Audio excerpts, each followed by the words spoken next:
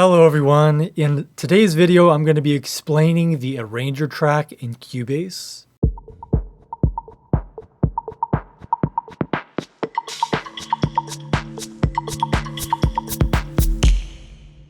So basically what it is it's a way to organize different sections of your song and then to play them back in an order that is flexible without having to actually change the timeline and all the events that are actually built in your project.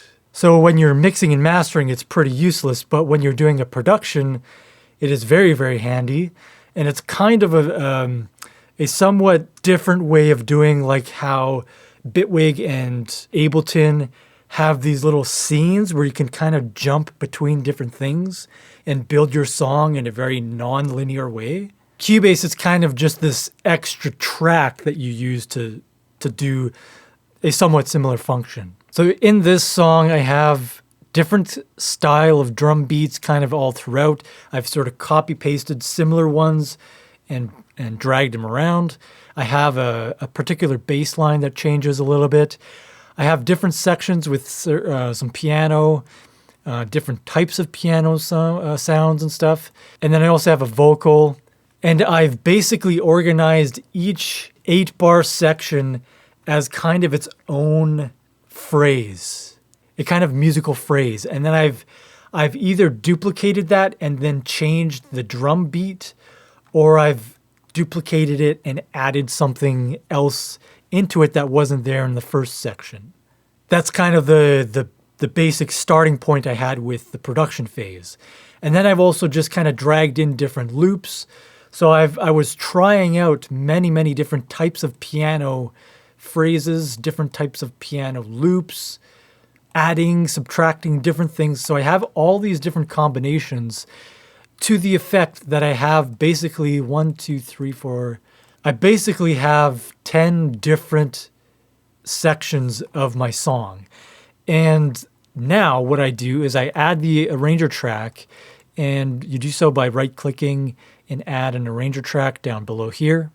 And within this arranger track is where you can use the draw tool and create new sections. And for each section that you create, you can see down below here, it adds it within the list of what's available for putting in your arrangement.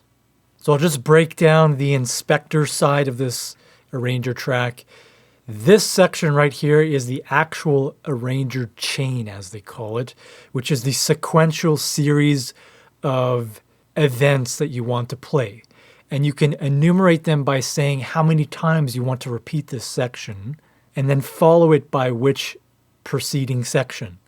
And to make some changes, all you basically have to do is either go here and drag a new section to wherever you want it to be played, and then you can enumerate the amount of times you want it to play. You also have different options for normal repeat, repeat forever, or pause after the repeats and stuff. So you have different selections there. You also have different jump modes that you can use. And jump mode basically just means like once you're playing a section and then you click play on a different section, what do you want it to do? Do you want it to play to the end of that section before it goes to the new event section, or do you want it to switch at one beat, one bar, etc., or just immediately by selecting none? So that's the sort of inspector side of things. You can open up this exact same thing or breakdown by clicking the little E button, and you open up an actual separate window. And in here, I think is where it's a bit more interesting to work with. Number one is you can add different types of chains or different chains of your choosing. So you can create an arrangement of one kind. You can copy or duplicate that current chain and make changes to chain number 2. And then you can alternate between those and decide for yourself which of those two arrangements you prefer. So once you have your compiled arrangement, you can then play back by activating the arranger mode, which will play sequentially as you've described it. And just for, I guess, time's sake, I'm going to just shorten this and demonstrate how it starts by playing A, as I've described, for one instance, and then jumps to the start of B.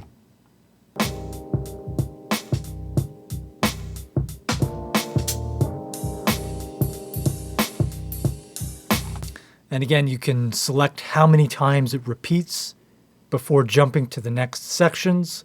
You can also have a section within a section, which is a little bit more difficult to describe, but there you go. You can have sections within sections.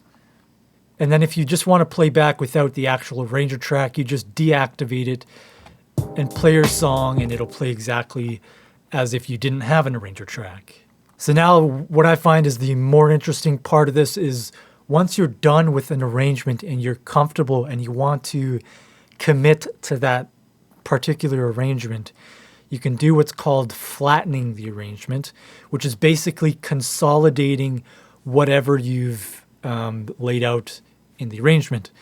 And before you do the flattening process, you can select the different options within here. So you can flatten it within the same project, or you can create a new project.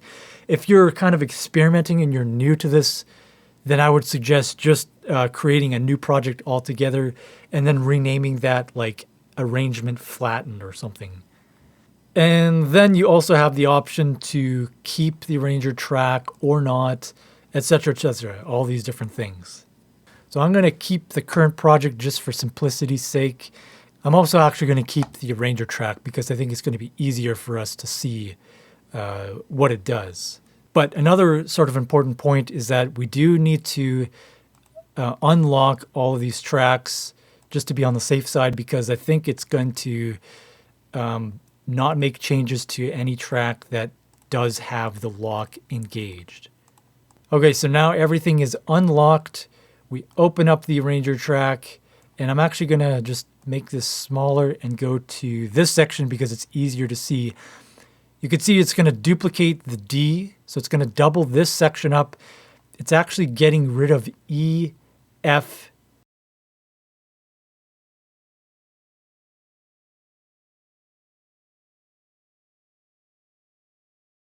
now you can see it's a destructive process, meaning it's kind of deleting and getting rid of things and consolidating to a particular arrangement of my events within the project. And when you're on the sort of earlier production stage of this, that's perfectly fine because you're just trying to reorganize things and consolidate to a particular arrangement. From then on, you can, I guess, continue using the arranger track, but there might not be as much benefit of using it. And then from here on as well is where you would actually start to do some crossfades and whatnot. You don't really want to worry about crossfades before you commit to an arrangement chain, because it's going to be moving those parts around and duplicating and copying, pasting, deleting, etc., to the point where maybe those crossfades are just no longer there at all. It just, for one, it puts me in the headspace of not immediately committing to like an exact arrangement. That is more at a later stage of the production. In the early stages, what I love to do is just play around with different loops, try to create as much as I can and have as much as I can on the project and create as many ideas and just say like yes to every sort of thing that I create. And then at a later stage, make some arrangement and editing decisions from a more top-down bird's eye view of things. Use the arranger track to actually help organize the project. I'll play back some, different arrangements of sorts to get a feel for what I prefer. And then at some point, I'm going to commit to that, and I'm actually going to flatten and get rid of the arranger track altogether so that I'm just working within one big consolidated project arrangement like so, which I can then progress to more production things such as transition effects, do a little bit more touch-up edits like I've mentioned with crossfades, and make maybe slight changes with variations in the drums. And then at some point I want to consolidate and move on to the mixing phase and not think about production at all. But that's it. Yeah, so hopefully you liked that. Thank you very much for watching and take care. See you in the next video. Bye-bye.